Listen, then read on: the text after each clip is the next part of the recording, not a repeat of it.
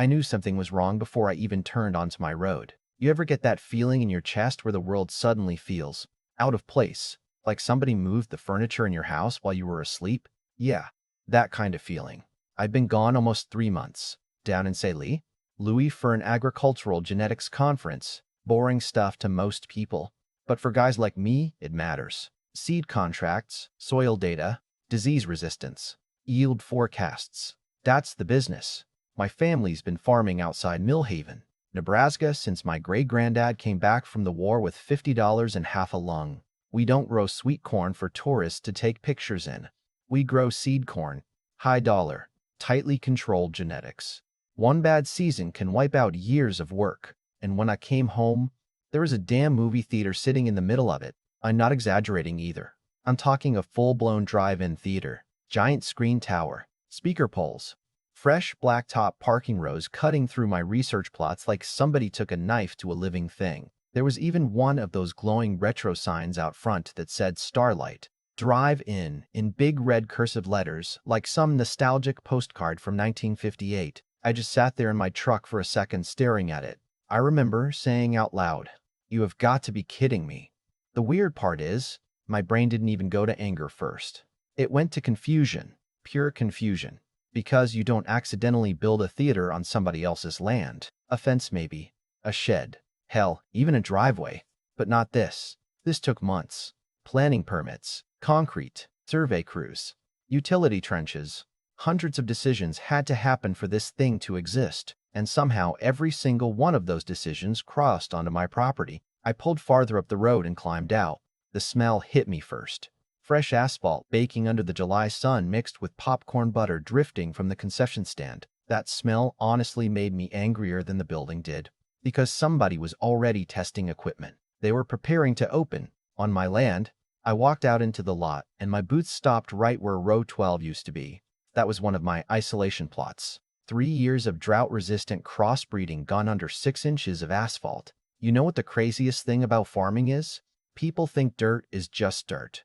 They see empty land and think it's unused. But every acre has memory. Every row tells you something if you've worked it long enough. I could walk those fields blindfolded and tell you where the soil gets heavier after rain, where the nitrogen drops faster, where my father buried our old collie back in 1997 after she got kicked by a mule. And now there were teenagers hanging string lights over it. That's when I saw him. Carter Vale, white linen shirt, tan loafers, sunglasses, carrying a cardboard tray with milkshakes like he was starring in his own commercial. He spotted me standing near the screen tower and smiled real wide. "Ely Mercer," he shouted like we were old friends. "You're back." I hadn't spoken to that man in almost 4 months, but I recognized him instantly. Hard not to. He moved into the old Brannon property last spring and spent the whole first month talking about revitalizing small-town culture. That was his phrase. Said it constantly. First time we met, he drove up to my barn in a vintage Corvette, looking like somebody trying too hard to seem relaxed. Told me he used to work in entertainment marketing out in California and wanted to bring back authentic Americana. I remember he said that while standing in front of actual American farmer, which, I don't know, felt a little funny to me. Back then, I warned him about the property line, clear as day. I told him County Route 16 marked the western boundary and anything east of that belonged to my operation. He nodded through the whole conversation while barely listening, then said, "Don't worry, Eli. My people are handling all the logistics." My people, that should have told me everything right there. Now here he was, standing in the middle of my field, holding 2 milkshakes like none of this was insane. "You like it?" he asked, grinning. "Grand openings this weekend. We're showing Rebel Without a Cause opening night. Whole town's excited." I looked around slowly before answering. "You built this on my land." He laughed. Not nervous laughter either. Casual laughter. The kind people use when they think you're being dramatic. "No," he said. "We built it where the survey markers indicated." I pointed toward the county road. "The county road is the marker." His smile faded a little then. "Not much. Just enough." "Well, our survey team interpreted things differently." Interpreted. Like land ownership was poetry or something. I remember taking a long breath because right then I realized this wasn't an accident. Maybe it started as one. Maybe some contractor misread a plat line early on, but somewhere along the way Carter figured it out. and kept building anyway because he thought money would smooth it over later. People like him always think that. What he didn't understand was this wasn't just property to me. This ground paid for my mother's chemo treatments. This ground kept our farm alive during the flood years. This ground had my father's fingerprints buried in it long before Carter Vale ever decided rural America looked cute enough to turn into a business model. And standing there listening to carnival music drift across my ruined research plots, I realized this thing was about to become a war. That night, I barely slept. I sat at my kitchen table until almost 2 in the morning with a yellow legal pad. Old survey maps spread everywhere, trying to convince myself there had to be some mistake. Maybe I remembered the line wrong. Maybe the county had updated something years ago and I missed it. But deep down, I already knew the truth, because farmers know their ground the same way sailors know coastlines. You spend enough years working the same land, you feel when something's off. Around sunrise, I called Walter Griggs. Now Walter was about 72 years old and looked like he'd been carved out of fence post wood sometime during the Eisenhower administration. He'd surveyed farmland across 3 counties since before GPS existed. The man trusted chain measurements more than satellites. If Walter said a boundary sat somewhere, you could take it to the bank. He answered on the 3rd ring, sounding half asleep. "You lose a tractor, Eli?" "I wish." 2 hours later, he pulled into my driveway in an old green pickup held together mostly by rust and stubbornness. We rode out together in silence. And the second he saw the theater, he muttered, "Well, I'll be damned." That was the exact moment my stomach dropped, because Walter never reacted emotionally to anything. He spent most of the morning walking the property line with his equipment while I followed behind carrying marker stakes. Every few minutes he'd stop, check old plat records, shake his head, then keep going. Around noon he finally planted one red flag dead center near the concession stand and looked over at me. "They're 38 feet over your line at the closest point," he said. "Closer to 90 near the screen tower." I stared at the parking lot. 90 feet. That wasn't an accident anymore. That was an invasion. Walter rubbed his jaw a second, then added, "Honestly, Eli, somebody should have caught this months ago." "Oh, I think somebody did." We filed formal notice that same afternoon. 30 days to dismantle every structure and restore agricultural usability to the property. Simple. At least I thought it would be. 3 days later, I got a certified envelope from a law firm in Omaha, so polished it practically smelled expensive. They offered to purchase the occupied acreage at above fair market value, which sounded generous if you ignored the fact they'd already bulldozed protected research ground to build on it. I remember reading the letter twice before laughing out loud in my kitchen. Not happy laughter either. The kind that comes out when somebody insults you so badly your brain doesn't know what else to do. They thought this was about money. That's the thing outsiders never understand about family farms. Land value isn't just acreage. Certain soil profiles matter. Isolation distance matters. Wind direction matters. You can't simply replace a genetics field by buying another patch of dirt somewhere else. But Carter didn't care about any of that because Carter wasn't building a business. He was building a fantasy, and apparently the town loved him for it. That part complicated everything. See? Millhaven had been shrinking for years. Hardware store closed. Bowling alleys shut down. High school graduating classes got smaller every spring. Then, Carter showed up promising concerts, movie nights, tourism, jobs for teenagers. Suddenly, everybody started talking about him like he was some kind of savior. At the diner one morning, I overheard somebody say, "At least he's trying to bring life back here." That bothered me more than I expected. Because farmers hear that stuff all the time now, like growing fruit somehow doesn't count as contributing to a community anymore unless you turn it into entertainment. A week later, Carter himself showed up at my house. I saw the Corvette coming up the gravel lane and immediately felt my blood pressure rise. He climbed out carrying a bottle of bourbon like we were about to settle a friendly misunderstanding. "I figured we should talk man to man," he said. I stayed on the porch. He glanced around the farm for a second, almost admiring it. "You've got beautiful property up here, Ellie." Funny thing to say after paving part of it. He ignored that. "Look," he said, "I understand you're upset, but you need to see the bigger picture here. This theater could change Millhaven." I remember staring at him thinking, this guy really believes he's the hero. "You know what changes Millhaven?" I asked. "Rain at the right time. Diesel under $4. Corn futures above 5. That's what keeps towns alive." He smiled tight. "You can't stop progress forever." Progress. God, that word. "You built a nostalgia business based on pretending it's still 1955, I said. Don't lecture me about progress. For the first time since I'd met him, his expression hardened. You really want to drag this through court? You really want to keep my land? That's when the politeness finally disappeared. He stepped closer and lowered his voice. You know how this ends, right? Even if you win, the town's gonna hate you for tearing this place down. There it was. Not legal pressure, social pressure. Small town politics can get uglier than lawsuits because people start treating morality like a popularity contest. And honestly, part of me understood the fear. Folks were excited. Kids wanted summer jobs. Teenagers finally had somewhere to go on Friday nights besides Walmart parking lots. But every time I started doubting myself, I'd think about my father. Dad used to say, if somebody steals from you smiling, they're still stealing. Carter left after that conversation and things got nastier fast. Construction accelerated. More lights went up. More asphalt got poured. Local radio started advertising grand opening events. They even added old-fashioned speaker poles between parking rows because Carter wanted authentic vintage atmosphere. Every new addition felt deliberate, like he was trying to make the theater emotionally untouchable before the court ruled. And maybe the cruelest part was, it worked on some people. One afternoon at the feed supply store, a guy I'd known 20 years shook his head at me and said, "You really gonna destroy something the whole town's excited about over a property dispute?" Property dispute. That phrase nearly made me choke. Like I was arguing over 6 inches of fence instead of a commercial complex sitting on top of protected agriculture research. I stopped going into town after that unless I absolutely had to. Meanwhile, the legal process crawled forward exactly how legal processes always do.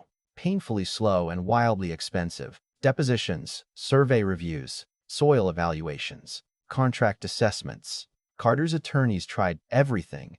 Claims the county records were ambiguous. Claimed prior owners had blurred easement usage decades ago.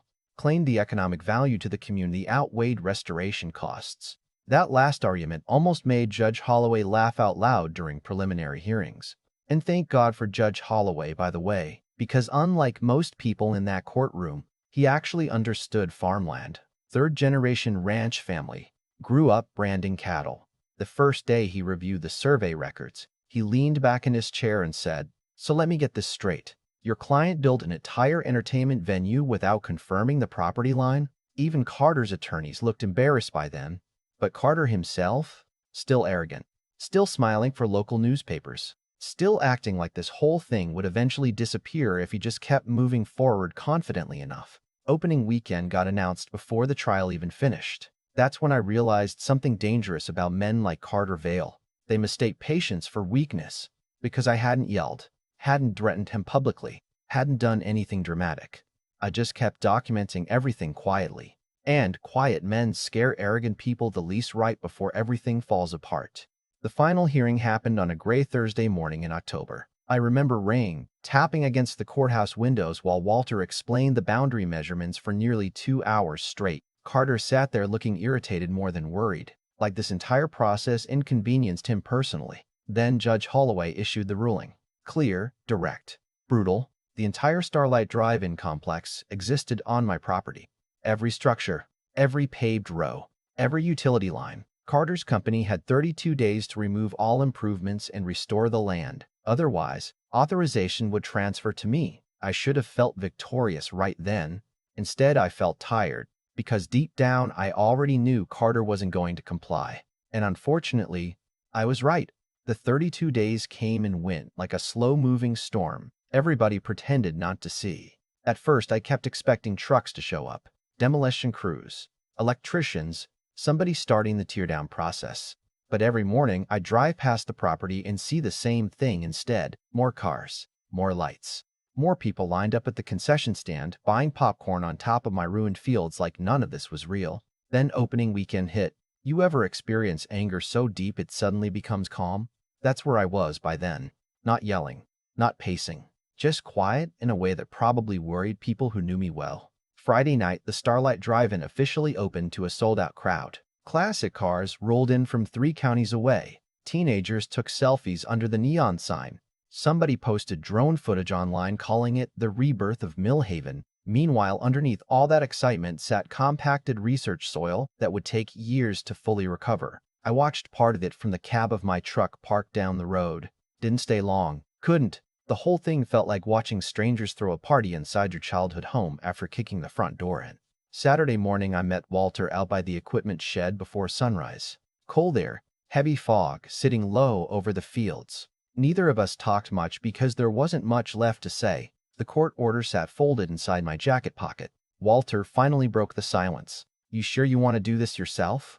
I looked over at the excavator. Judge gave him 32 days. Walter nodded once.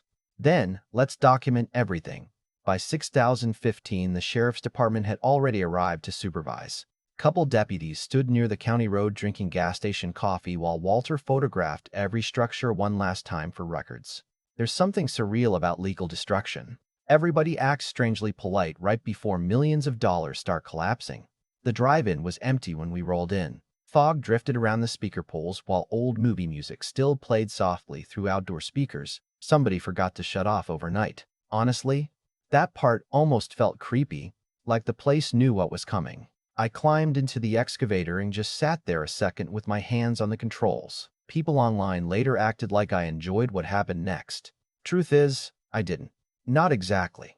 There's no joy in destroying something, even when you have every legal right to do it. But there's also a point where allowing disrespect becomes its own kind of surrender. And Carter had mistaken restraint for surrender from the very beginning. I fired up the machine. Diesel engines sound different in cold morning air. Louder, meaner somehow. The first target was the screen tower. 70 feet tall, steel-framed construction, anchored deep with concrete footings right through what used to be one of my highest-performing test zones. I eased the excavator forward while Walter filmed from the roadside. Hydraulic arm extended. Chain tightened. Steel groaned. Then the whole tower twisted sideways. I'll never forget that sound. Not explosive like in movies. More like a giant ship breaking apart underwater. Metal screaming. Bolts snapping. Decades of somebody's dream folding into itself in under 15 seconds. The screen slammed into the parking rows hard enough to shake the ground. And once it started, it went fast. My crew moved in with bulldozers and loaders stripping speaker poles out of the ground like rotten fence posts. Asphalt got ripped apart in giant black curls.